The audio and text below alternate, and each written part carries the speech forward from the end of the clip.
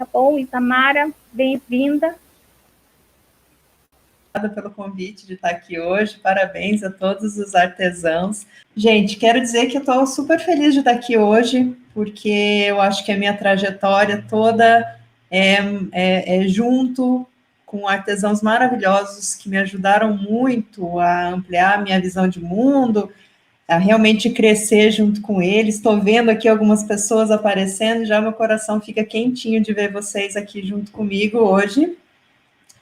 E quero dizer, já vou compartilhar aqui a minha tela para a gente começar a apresentação em si, mas quero dizer que eu tenho, assim, um carinho especial, porque eu também me considero, a todos os artesãos, né, porque eu também me considero uma fazedora, como designer, né, também uma fazedora de coisas. Eu sempre gosto de brincar com isso, né, que eu sou uma criadora e fazedora, porque um pouco das minhas inquietudes, da minha necessidade de extravasar a criatividade, o pensamento criativo, eu acabo colocando em cima de construir e produzir coisas também.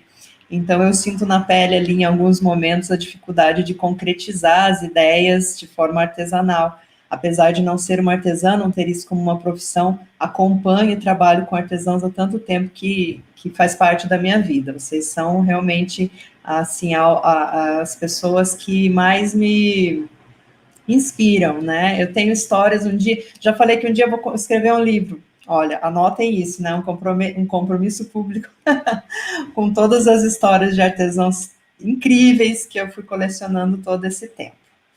Mas vamos ao que interessa. Eu vou compartilhar aqui minha tela para a gente começar essa conversa. Já quero ir contando para vocês, enquanto eu vou colocando aqui, que essa minha palestra, gente, já mudou muito desde o dia que eu comecei a preparar ela até hoje.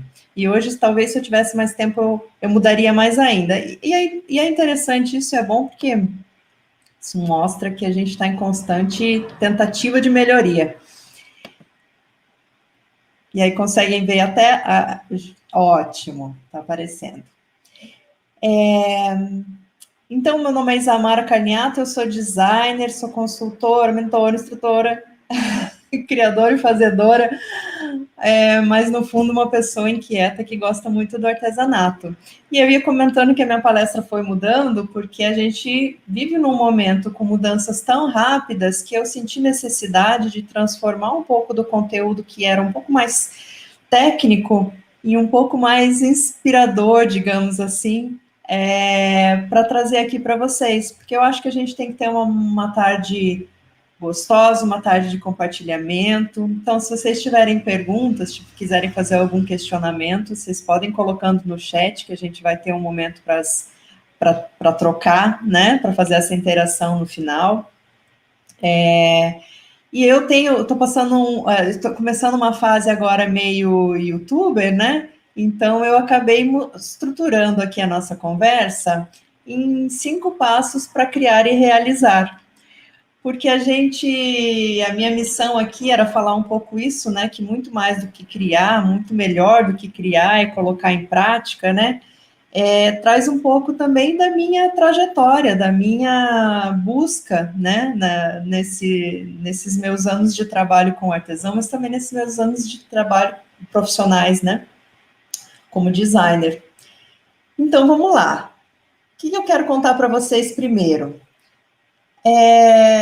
Uma das coisas que a gente tem que entender quando a gente fala sobre criatividade, e o artesão sempre parte do seu lado mais criativo, né, para poder trazer ali para colocar no artesanato aquilo que ele sente, aquilo que a visão de mundo que ele tem, é que muitas vezes, e eu já ouvi, pasmem, de muitos artesãos, que eles não se sentiam pessoas criativas. E aí eu quero dizer para vocês que eu não quero ninguém colocando isso no chat aqui, porque eu não vou admitir. É brincadeira. Mas, assim, todos nós somos criativos porque somos seres humanos, isso é uma característica humana. Claro que nós temos pessoas que exercitam mais a criatividade e tem outras pessoas que exercitam menos, e isso faz a diferença, com certeza. Mas quando a gente fala desse estereótipo do criativo, quando a gente cria uma imagem da pessoa criativa, muitas vezes a gente não se encaixa, a gente não se sente a gente não se vê isso, não vê isso no espelho, né? A gente não se vê nessa pessoa, nesse estereótipo. E o que acontece é que a gente simplesmente recusa, né? Então, já que eu não estou nesse estereótipo, então eu não sou criativo. E é interessante a gente sair desse estereótipo porque ele também traz algumas outras referências que não são muito positivas e que acabam fazendo a gente achar que para ser criativo tem que ter aquele comportamento, né? Para dar um exemplo para vocês, quando eu tive uma vez uma estagiária, era super bagunceira. Meu Deus, ela era bagunçada em tudo, bagunçada nas coisas, nos objetos, na mesa, nos arquivos, ela fazia os trabalhos, depois não sabia onde tinha salvo, enfim, um dia eu conversei com ela sobre isso, ela falou, mas é porque eu sou muito criativa. Então, olha só como a gente tem que ter cuidado com essa questão dos estereótipos, né? Às vezes a gente se desculpa com algumas coisas para tentar se encaixar dentro de um conceito de algo que a gente acredita que seja verdadeiro. E, na verdade, a gente não precisa ser bagunceiro para ser criativo, a gente não precisa ter as mãos sujas de tinta, a gente não precisa ser jovem. Porque, veja, gente, eu pesquisei essa imagem que eu coloquei aqui dessa menina linda, que eu não tenho dúvida que é criativa, no Google, coloquei no Google, né? Pessoa criativa, e a primeira imagem que apareceu foi essa, eu falei, é essa mesmo, a mais emblemática.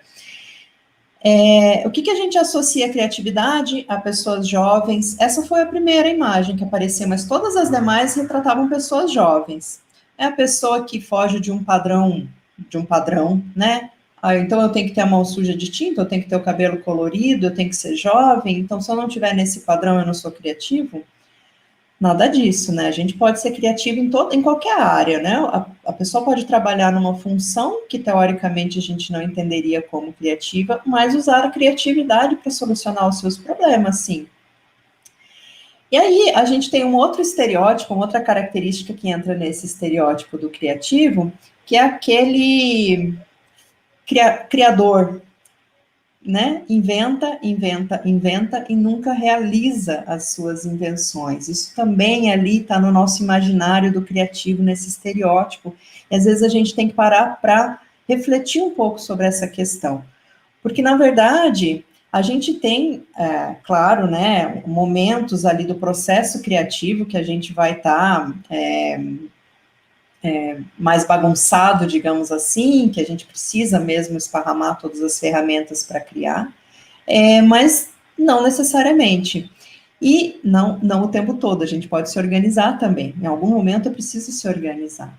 E essa questão também de você criar, porque o universo da criação, o nosso universo interior, onde a gente está ali o tempo todo pensando só, na nossa cabeça tudo é possível. Todo produto fica lindo, a gente nunca tem problemas na hora de produzir, todos os nossos clientes vão amar os nossos produtos, porque na imaginação tudo isso é possível. O problema só vem à tona, ou as dificuldades só vêm à tona, quando a gente começa a pensar em colocar isso em prática, não é mesmo? Quando a gente pega o material para executar aquele objeto, que daí fala, mas aquele projeto, aquela ideia daquele produto não vai dar para fazer exatamente desse jeito que eu estava pensando. E daí o que acontece? A gente abandona aquele projeto e começa outro, lógico, porque na minha cabeça eu vou ter uma ideia muito melhor que aquela, e ali eu estou na minha zona de conforto. Então eu vou lá e começo outro projeto. Quando a gente olha para trás, está com 10 coisas começadas e nenhuma finalizada. Então a primeira dica que eu quero dar, né, essa de fugir do estereótipo, é a gente pensar nessas questões. Para a gente criar e realizar, a gente precisa um pouco questionar, pelo menos, esses estereótipos. Vamos lá para a dica número 2.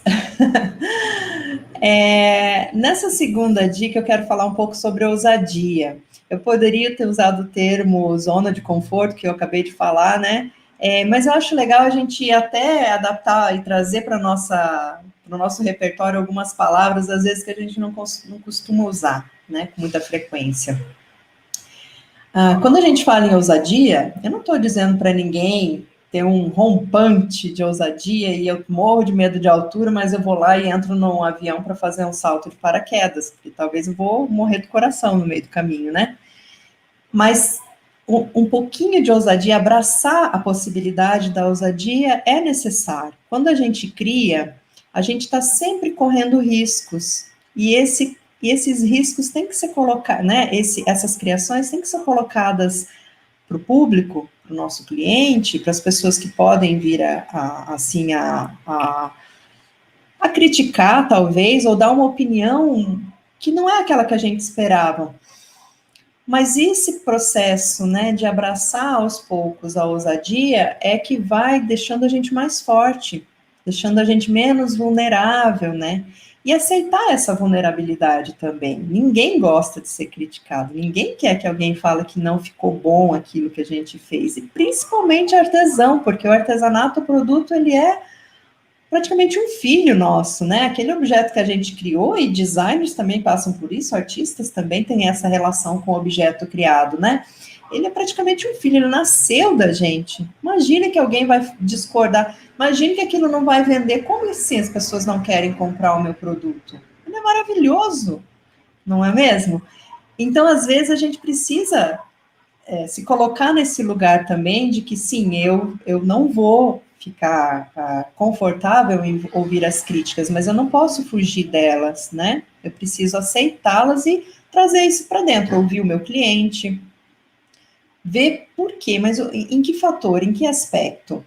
E quando a gente aceita isso, a gente cresce muito, porque é ali que está o nosso ponto, mais um degrauzinho da nossa escada para a gente caminhar e ter a possibilidade de crescer, tanto quanto profissional, enquanto artesão, que eu posso fazer um produto melhor, um produto mais adaptado, quanto pessoalmente também, né, assim, de ser menos suscetível, menos, se abalar menos com a opinião dos outros.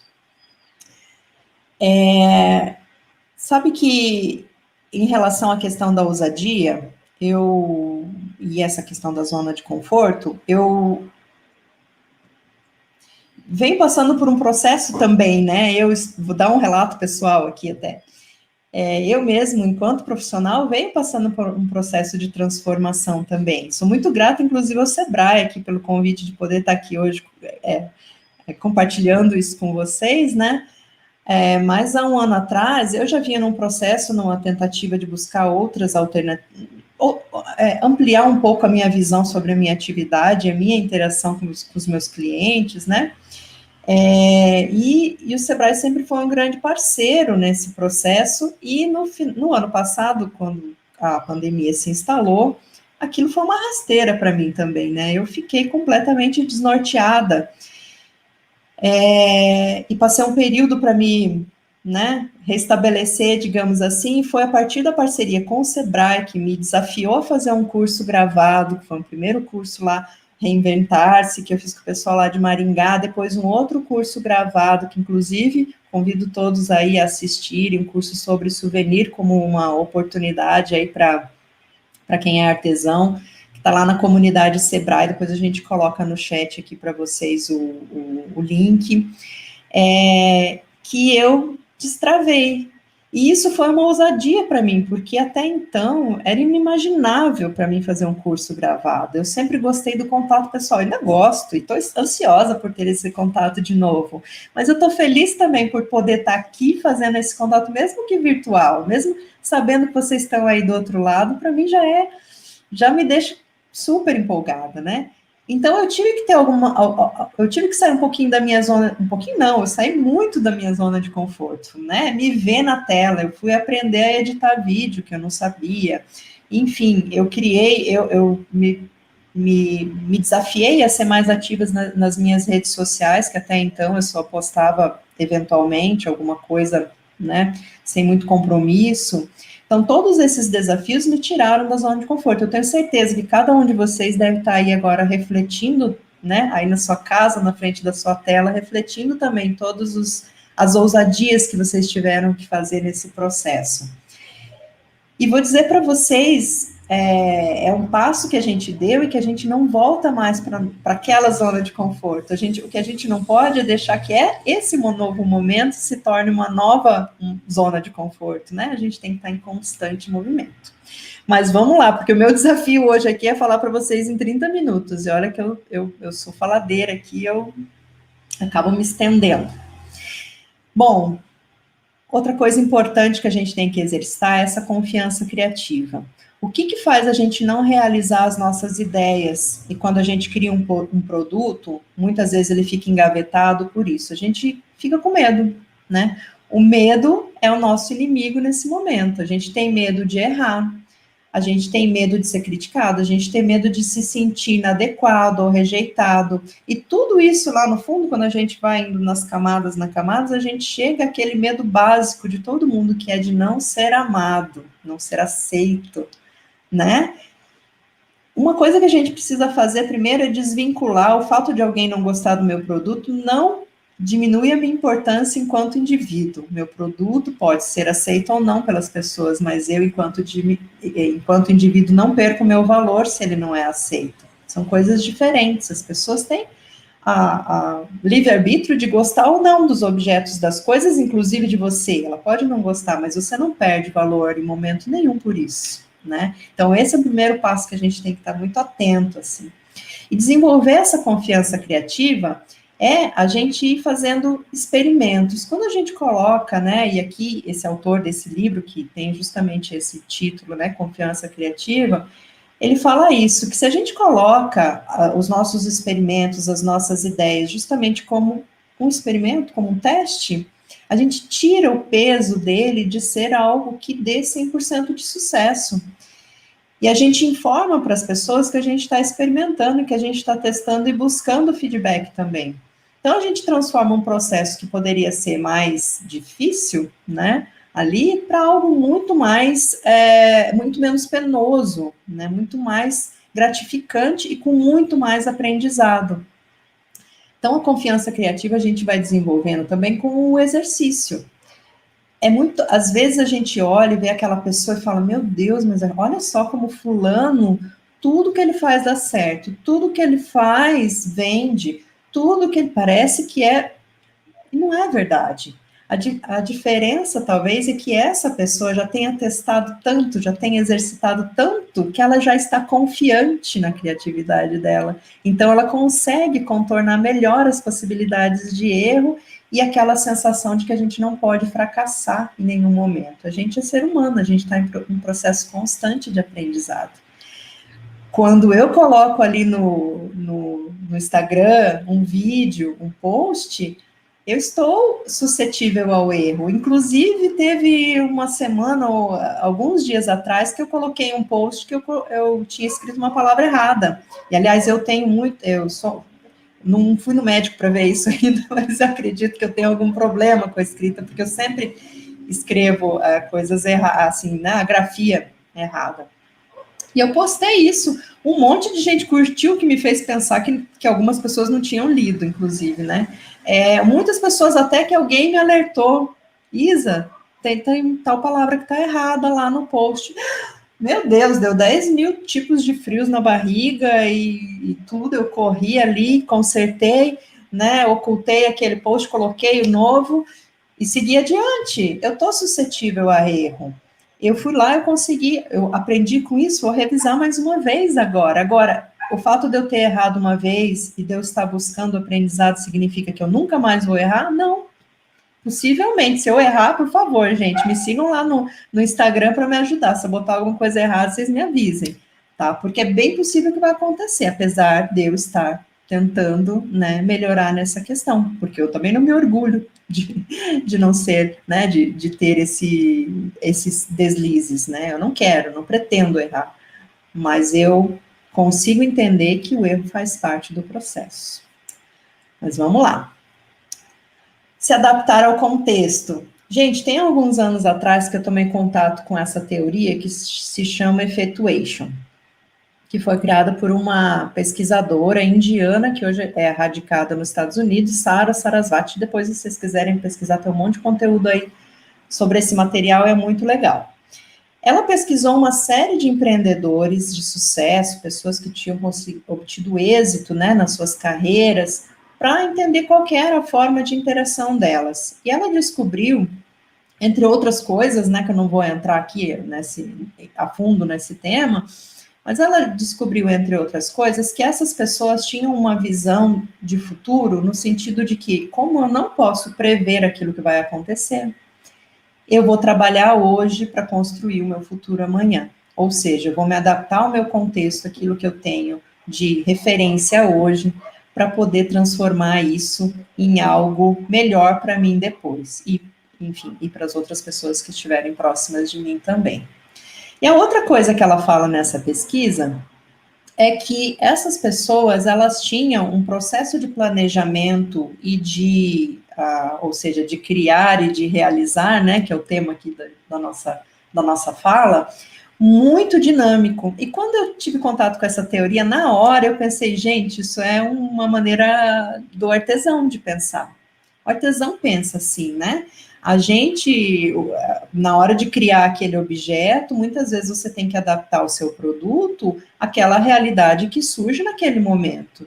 Por mais que você tenha sentado horas antes, desenhado, planejado, pensado, na hora de executar, surgem questões ali no meio que precisam de ações rápidas, né? Então, você tem que criar e realizar em processo contínuo, né? E ela viu que isso também é uma característica nesses empresários de diversas outras áreas. E eu achei interessante trazer isso aqui, até para valorizar um pouco desse modo de pensar. E veja bem, eu não estou dizendo que a gente não tem que planejar, é necessário sim que a gente possa planejar, e sempre que a gente tiver a oportunidade de fazer as coisas de forma planejada, é muito melhor. No entanto, a gente também tem que se adaptar ao contexto para entender que, às vezes, o planejamento não é exatamente aquilo que acontece, e aí a gente tem que ter essa atitude, né? A gente tem que ir lá e realizar de maneiras diferentes, rapidamente se adaptar. O que leva a esse outro item que eu coloquei ali, que é a da adaptabilidade, que é justamente quando a gente se adapta mais rápido aos acontecimentos. E aí, quando eu vou trazer mais um depoimento bem pessoal aqui para vocês, quando a pandemia demorou, gente, eu demorei 5 meses para me adaptar a esse contexto online. 5 meses. Eu passei por todas as fases, vocês podem imaginar lá né, do isolamento e tudo mais, de achar que nada do que eu fazia prestava, enfim, como muitos de vocês acredito que tenham passado, ou talvez até estejam passando, né? Eu demorei não estou dizendo que isso porque eu me orgulho desse período, não, eu acho que eu devia ter me adaptado muito mais rápido, mas eu também aceito o fato de eu ter conseguido fazer isso nesse tempo. Então, a gente tem que se adaptar ao contexto e também entender a nossa capacidade de se adaptar a ele e o tempo que a gente precisa para se adaptar. Mas quanto antes a gente se adapta, melhor. Com certeza. Se eu tivesse me adaptado antes, eu teria talvez já agora num processo mais adiantado, né? Nesse meu processo, nessa minha caminhada um pouco mais adiantada. E aí vamos seguir. E a outra questão, né, o item número 5 aqui para a gente refletir é começar agora. A gente não precisa esperar ter o melhor cenário, a gente não tem nem como saber se os cenários futuros serão melhores do que esses. São tão imprevisíveis, é tão incerto, tão imprevisível esse nosso momento, que não tem como, né? A gente precisa olhar com a visão de que eu tenho de melhor é o que eu tenho agora. É o que está na minha mão, é o que pode, é o que eu posso fazer hoje. O que eu posso fazer hoje, né? E lutar com as armas que eu tenho. Não adianta eu querer esperar ter todos os equipamentos, ter todo o melhor material do mundo, nem todo o conhecimento do mundo para começar a agir, para começar a realizar, para começar a colocar em prática aquilo que eu sei que preciso fazer. Eu posso começar hoje. E aí parte do quê? Do que eu tenho. O que eu já tenho?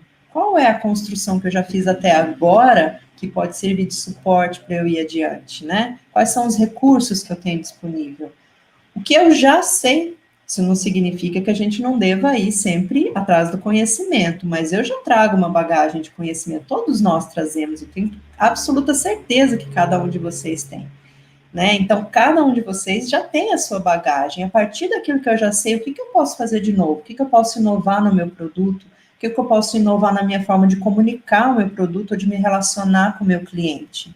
Né? A partir daquilo que eu já sei, buscando conhecimento para ampliar, claro, né? Sempre as habilidades, sempre os conhecimentos. e também da minha rede de relacionamentos, né? Eu tenho certeza que muitos de vocês, artesãos, e eu digo por mim até, né? Entre os meus familiares, entre as pessoas que eu conheço, eu sei que muitos deles talvez nem saibam, não tenham nem muita clareza do que é que eu faço. E as pessoas que vocês conhecem, a rede de relacionamento de vocês, são os primeiros que a gente tem que acionar nesse momento. Será que eu preciso, nesse momento, pensar em algo novo? Eu vou ter que rever o meu produto, vou ter que adaptar o meu produto? Para quem eu vou recorrer? Para a minha rede de relacionamento. Pode ser que alguém conheça mais alguém que possa me ajudar, pode ser que alguém tenha uma informação que possa me ajudar. Então, eu tenho que começar com as ferramentas que eu tenho. Basicamente, as ferramentas são essas, né? O que eu tenho, o que eu sei e quem eu conheço. Então, a partir dali, eu vou construindo a minha trajetória. Aqui também é importante a gente colocar que, às vezes, a gente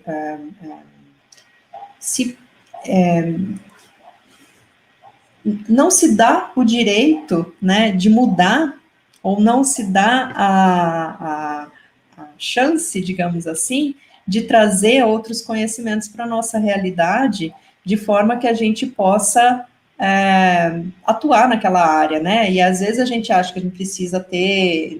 Eu tive alguns artesãos, muitos deles me diziam: Isa, eu acho que eu preciso fazer um curso de design para eu melhorar aqui no meu desenvolvimento de produto. Eu dizia, gente, você não precisa fazer um curso de design se você não quer ser um designer. Eu acho que todo mundo deve sim ir lá fazer uma faculdade, qualquer que seja, ou um curso qualquer que seja na área que ele deseja fazer.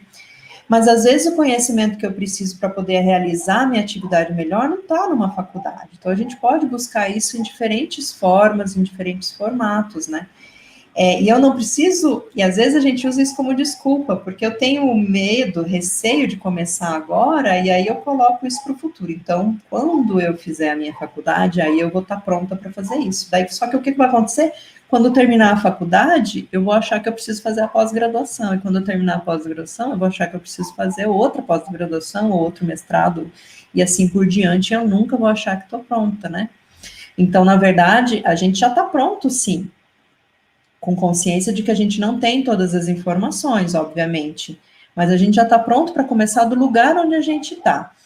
Eu não preciso saber todas as ferramentas das redes sociais para começar a interagir ali, começar a tentar vender, começar a mostrar o meu produto, se essa é uma alternativa, ou talvez a única alternativa que eu tenha nesse momento de comercializar, por exemplo.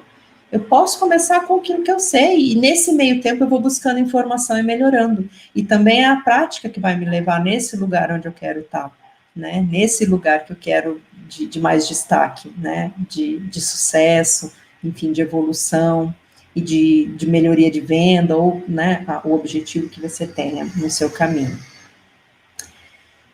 Bem, creio que já estou aqui no meu tempo. Para encerrar, eu quis compartilhar com vocês aqui essas duas frases, porque eu acho que elas são bem emblemáticas para esse tema aqui do criar e realizar.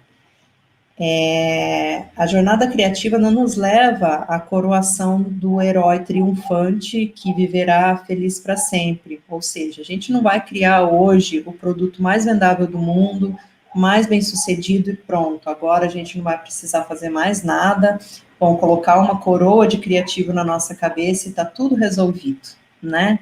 A verdadeira jornada criativa é acordar todo dia com mais trabalho a fazer.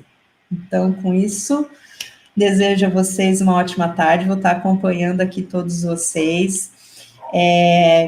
Por favor, me sigam lá nas redes sociais, vamos conversar. Estou lá no YouTube também, então quem quiser me segue lá para ver as minhas invencionices aqui, as dicas de design que eu coloco lá. Muito obrigada e voltamos aí para a Tati. Muito obrigada, Itamara, por sua participação. A Isa que não só fez a palestra, mas também ajudou a montagem toda do evento.